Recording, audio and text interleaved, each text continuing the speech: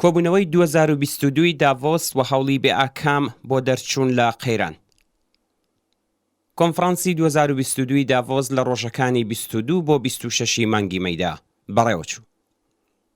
بابەتی کۆنفرانسەکە بریتی بوو لە مێژوو لە خاڵی وەرچەرخاندا، سیاسەتەکانی دەوڵەت و ئیستراتیژیە جیهانیەکانی بازرگانی. هەموو ساڵە جارێک ژمارەیەک لە گەورە چەوسێنەرانی ملیاردێر و نێونەرە سیاسیەکانیان بۆ ماوەی چەند ڕۆژێک لە شاری داڤۆزی سوئیس هەڵکەوتوو لە داوێنی چیای ئاڵپ لە دەوری یەک کۆدەبنەوە. لەوێدا کۆمەڵێک وتاری ئاشکرا پێشکەش دەکرێ و چاوپێکەوتنگەلێکی نەهێنی و پیلانگێڕانەش بەڕێوە دەچێت.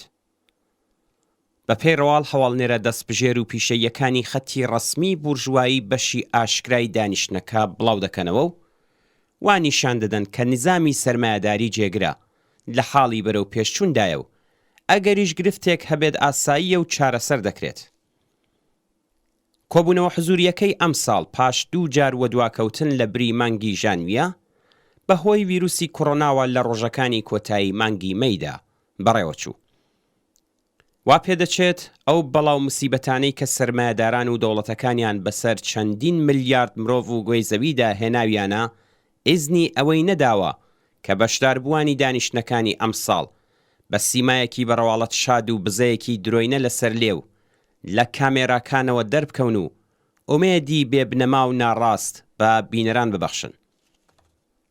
بەوتەی کارناسانی بورژوایی داڤۆزی 2022 بەدەست و بابەتەوە دەناڵێنێت. یەکەم نەبوونی حزوری زلهێزەکانی وەک ئامریکا و ڕووسیا و چین و دووهەم ئەو بێ هیواییە ئاشکرایەی کە بە ڕوخساری بەشداربووانەوە دیار بوو. بەرپرسانی سیاسی و خاوەن سەرمایەکانی ڕووسیا بانکێشتی کۆنفرانسەکە نەکرابوون. دەوڵەتی چینیش هیچ نێونەرێکی نەناردبوو بۆ بەشداری لە کۆنفرانسەکە. جۆ بایدن سەرۆکۆماری ئەمریکا سەردانی ئاسیایی کرد بۆ ئەوەی چنگ و ددانی ئیمپریالیزمی ئەمریکا نیشان بەرپرسانی چین بدات. ناوبراو لەو سەفەرەدا وتی کە ئەگەر پێویست بکات بۆ بەرگری لە تایوان پەنادەباتە بەر بەکارهێنانی هێز.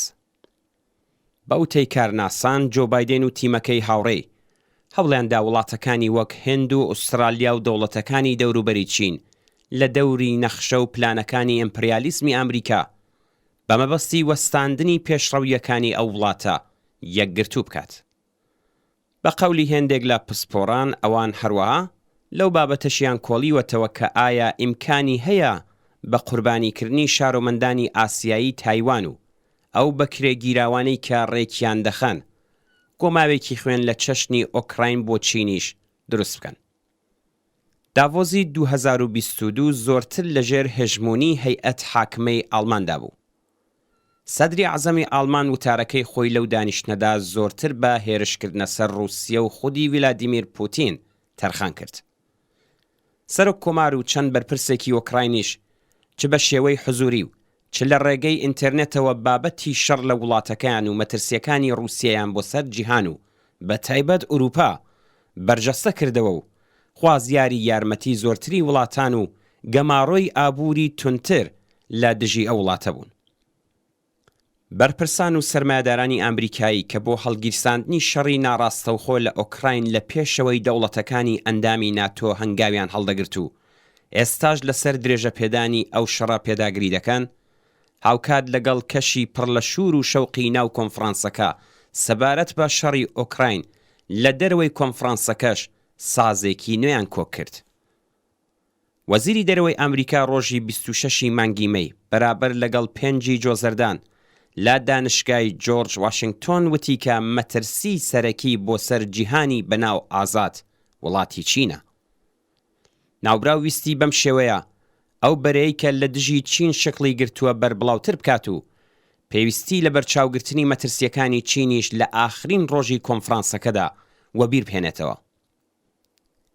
بەشدار نەبوونی نێونەرانی سیاسی سەرمایەدارانی ڕۆژاوایی نیشانەیەکە لەو ناکۆکیە توندەی کە لە نێوان دەوڵەتە سەرمایەدارەکاندا بوونی هەیە. گەورە پشکدارەکان کە هیچ ئاسۆیەکی ڕوونیان بەدی نەدەکرد دانیان بەوە دانا کە سەدان ملیۆن کەس لە جیهاندا بەرەو برسێتی هەنگاو دەنێن. بەڵام ناوەندی خەیریەی ئاکسفام کە کاری بەرجەستەکردنی نابەرابەریەکانە و داوای ماڵیات لە دەوڵەمەندەکان دەکات ڕستەی محافزەکارانەی هەنگاودنێنی ئیسلاح کرد. لە راپۆرتی ئەو دامەزراوەیەدا هاتووە لە حاڵێکدا خاوەنانی سەرمایە زەبەڵاحەکان لە سەردەمی کۆڕۆنادا 34% بە ڕێژەی سامانەکانی خۆیان زیاد کرد، 362 ملیۆن کەس هەر ئێستا بەدەستی برسێتی و هەژاریەوە دەناڵێنن.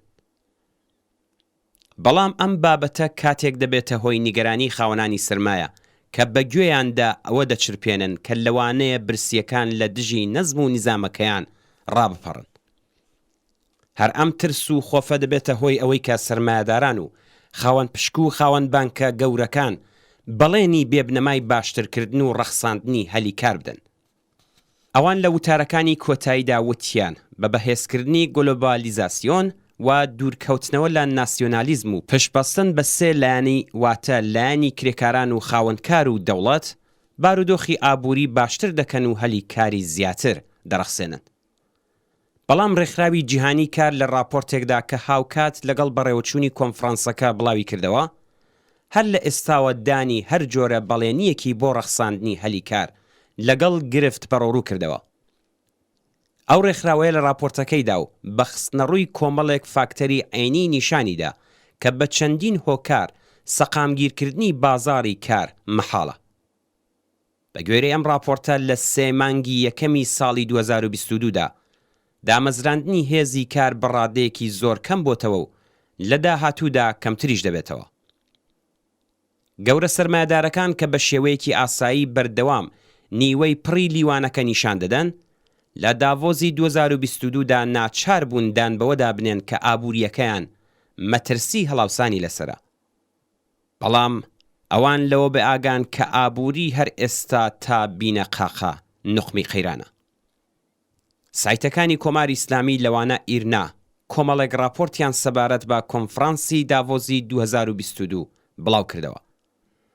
ئەوان دەیانویست وانی شان بدەن کە گرفتە ئابووریەکان تەنیا داوێنی خەڵکی ئێرانی نەگرتوتەوە بەڵکو ئەمە گرفتێکی جیهانیە و خەڵک دەبێت دان بە خۆیاندا بگرن و دەرفەت بدەن بە بەرپرسان تا بارودۆخەکە سەر و سامان بەخشن.